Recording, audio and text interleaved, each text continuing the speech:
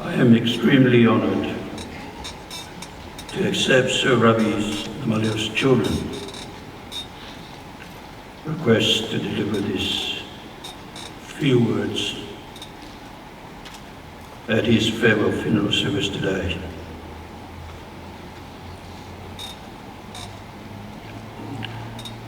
Rabbie and my relationship is such that his children refer to me as Uncle Bart, and my children refer to him as Uncle Rabbie.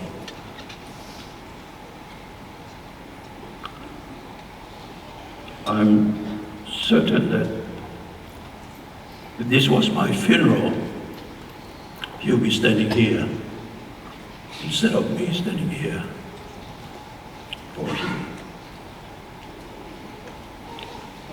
I take this opportunity to extend to Rabbie's children, Joy, Isaac, Rabbie Jr., Aaron, Lorna and Helen, and also to his immediate family in Raluana village and Kokopo.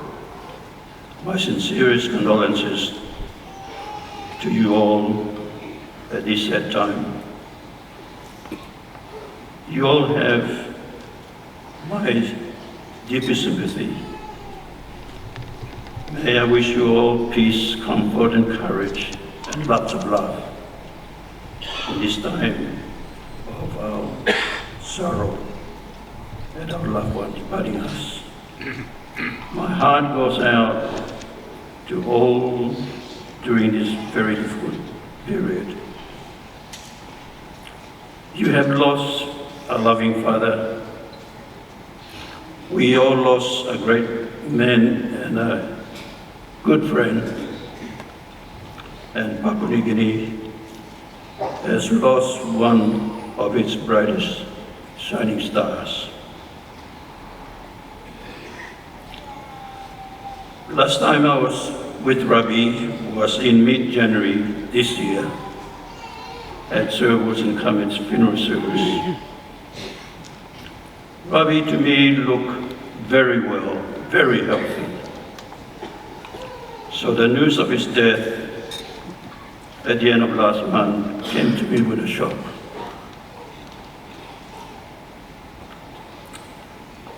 As a young man, I met Rabbie way back 57 years ago, in 1966, when 58 of us were selected to be the first group of students to kickstart the new University of Papua New Guinea. In 1968, Rabbie came home with me to Butibam village to spend part of his Christmas holidays with my family. 20 years later, in 1988, when he became the fourth Prime Minister of Papua New Guinea, my family were proud. They were boasting about that young Tolai boy who spent their Christmas with them. Is now the Prime Minister of Papua New Guinea.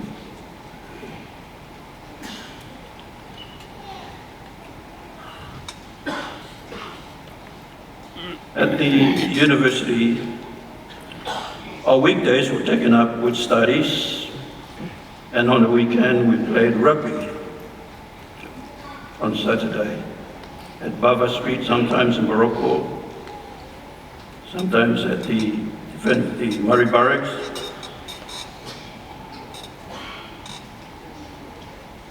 The people who became leaders in this country were all involved.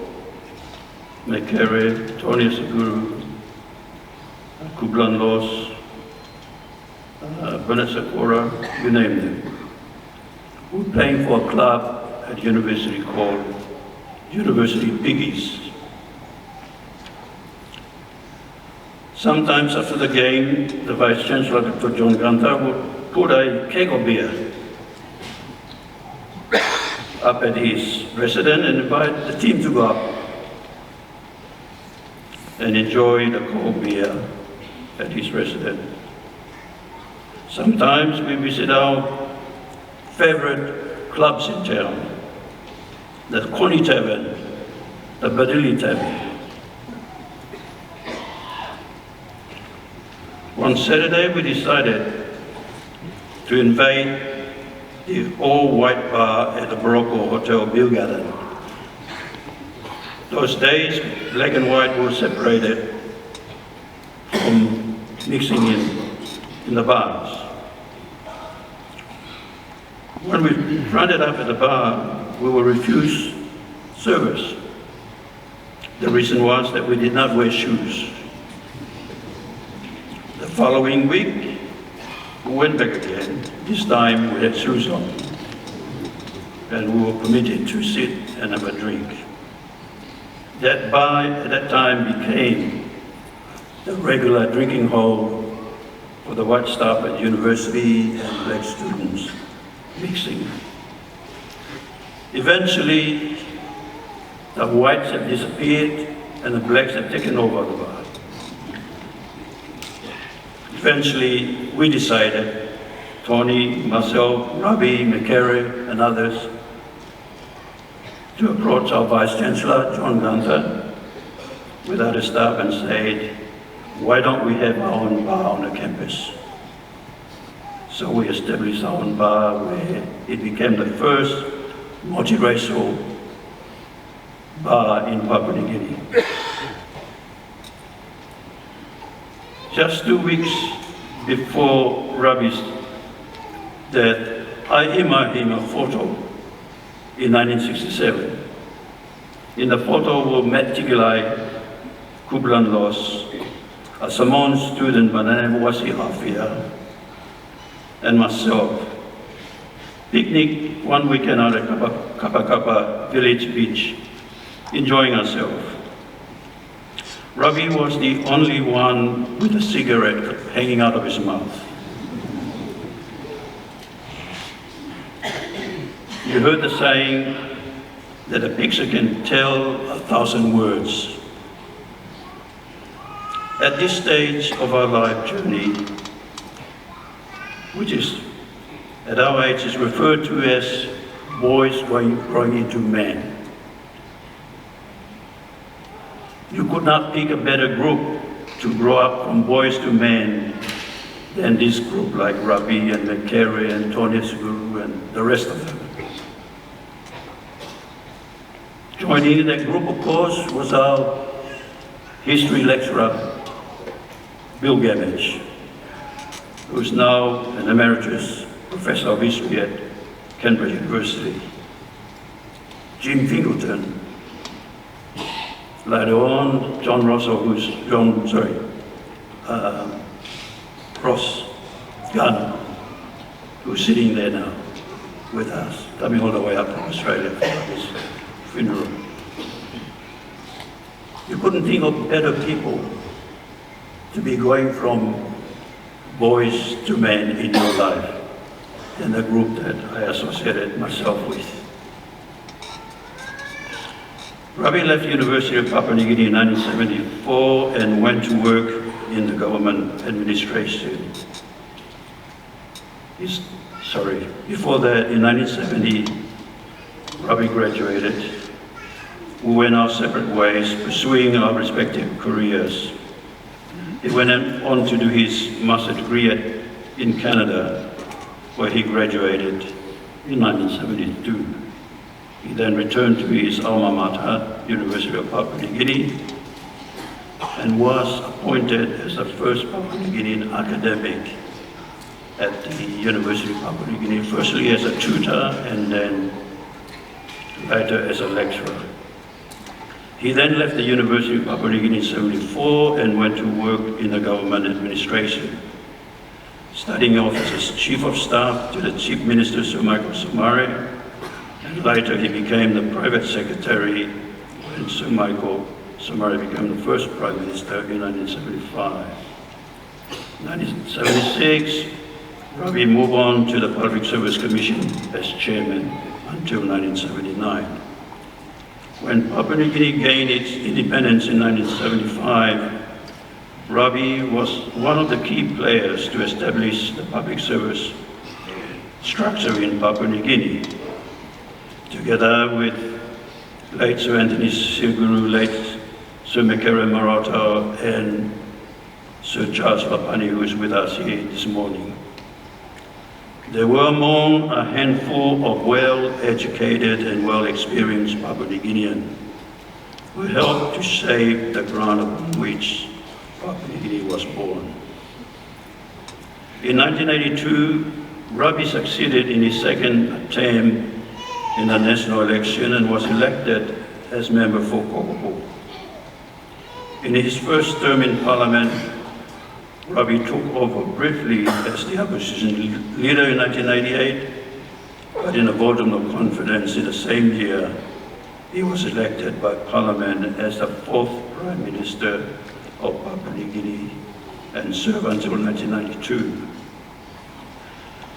Whilst Rabbie was still Prime Minister, I took over from Tony Siguru as the chairman of the organizing committee of the 9 South Pacific Games to be held both in Lae and in Port Moresby in 1991. For the first time, Papua New Guinea has won the most gold medals since the Games started in 1963. From that successful game, Rabbie offered me to recommend me to the Queen for the Queen's honor of the knighthood.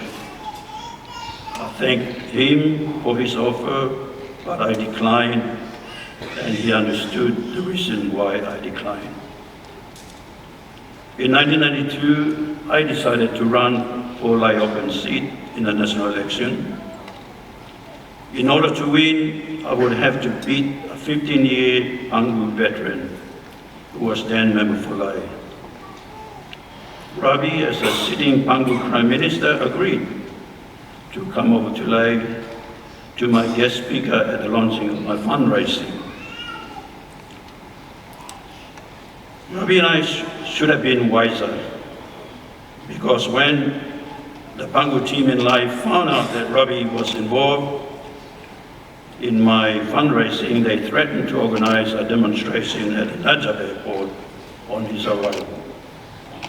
We therefore had to cancel Rabbie's involvement in my fundraising, and I was able to get Frank Greenwood, the chairman of the All Church, to be my guest speaker. I won the Lae open seat and decided to align myself with Pangu Party to be on the same team as Rabbie. The Pangu team was camping in Madang Resort Hotel to negotiate numbers to form the government. I was nominated for the Speaker seat, and Rabbie was nominated for the Prime Minister seats. Eventually, when the vote was taken in Parliament, both of us lost by 1 vote, by 55 to 54 votes. In 1994, with a successful vote of no confidence, Rabbie was elected as a Speaker and served until 1997 election. In 1995, the United Nations celebrated its 50th anniversary in New York. The parliamentary representatives of each of the member states around the world were gathering in the United Nations in New York to celebrate the occasion.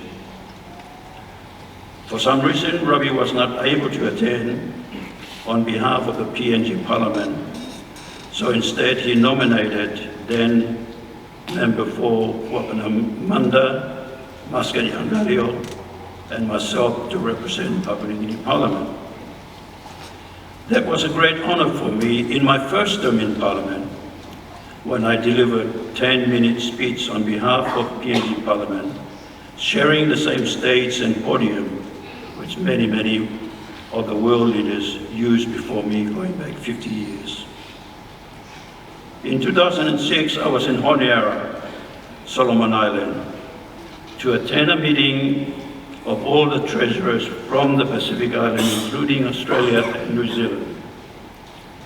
At a dinner function one evening, I got a call from Rabbie advising me that I have been sacked as treasurer and that he was offered the ministry. He further said, because I was sacked, therefore he was reluctant to accept the offer to replace me. My response to Rabbie was, you should accept the offer as you are the only one of the very few in Parliament who can maintain and continue the progress that has been achieved so far. In 2007, Rabbie, as a treasurer, was to attend the Asia-Pacific Economic APEC meeting in Washington. I then formed a new party after I got sacked and moved to the opposition side of the Parliament. Rabbie, however, extended an invitation to me to join him to attend a meeting in Washington, which I accepted. After the APEC meeting, the US Embassy in Port Moresby had arranged for Rabbie and I to visit the US Congress for a day. We attended one session of Congress in the morning. We had lunch with a number of congressmen, and then we ended up with a meeting with a senator from Hawaii. After the official meeting at the US Congress, our official duties came to an end at the weekend. I was surprised that Rabbie told me that he had paid for air tickets and accommodation costs out of his own pocket for us to travel to Vancouver in Canada. I was a bit slow in remembering that that's where he spent 1971 and 72 pursuing his master's degree. The next morning after we arrived, we caught a ferry, which was an hour ride from Vancouver to Fraser Island, where we spent a day having lunch and dinner with one of his professors and touring around the beautiful snow-filled Fraser Island. It was very unfortunate for Papua New Guinea that Rabbie lost his political career. My 20 years experience in Papua New Guinea Parliament has identified, as far as I'm concerned, that the political leadership in Parliament needs a lot more political leaders of the Rabbie Namaliu's caliber.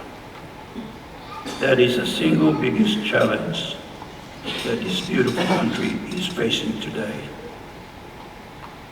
After Rabbie lost his 2007 Parliament election, it did not stop him from continuing to serve his country with honor and with loyalty in business, in commerce, in mining, and in community services. Since Rabbie's death, many individuals and many organizations have expressed their deeply felt condolence messages, acknowledging that he is a true gentleman and a very humble man. In fact, for some of us who know him well, we think he was really one of a kind. I fully support and agree with the public characterization of my dear brother after his death. He was an outstanding Papua New Guinean scholar who was among a small handful of well-educated and experienced citizens who have shared their lives upon which a new nation of Papua New Guinea was born.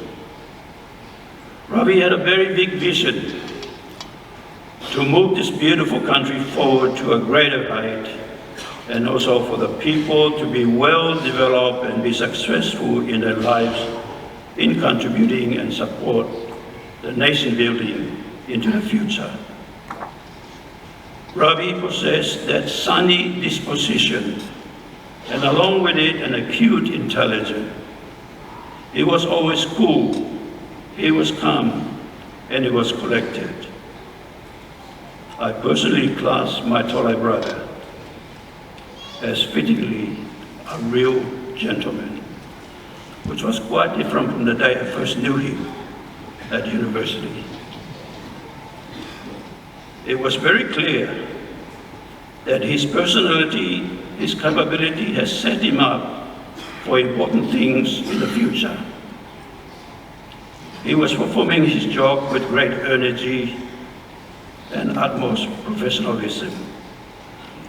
No matter what office he served, he always conducted himself with the highest integrity. He was a humble, quiet-spoken person, and that is the reason why he is admired by many people from all walks of life, and such leaders are unique and rare in the political arenas of Papua New Guinea.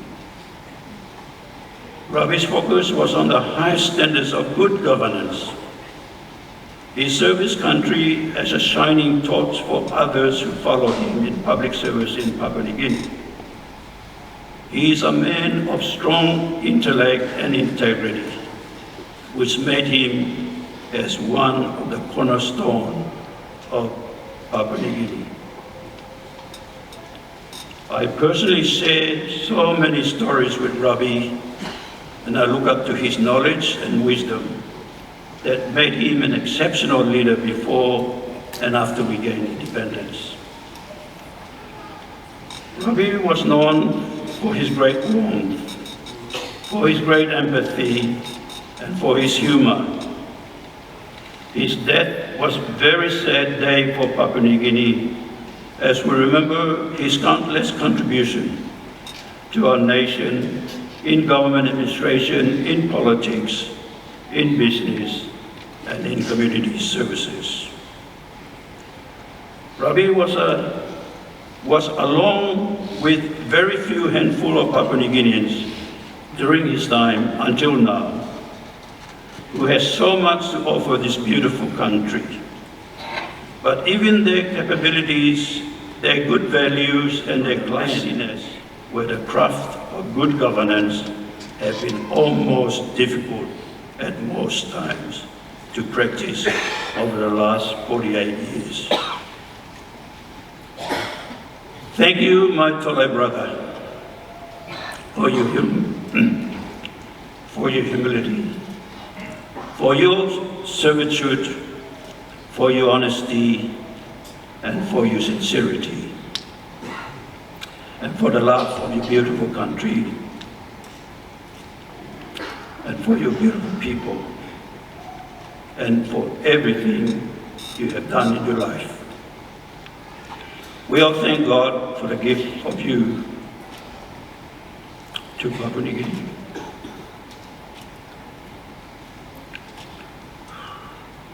You were a standard bearer, and you have set a standard of leadership so high for our future leaders to strive for. My brother, may you rest in everlasting, eternal peace.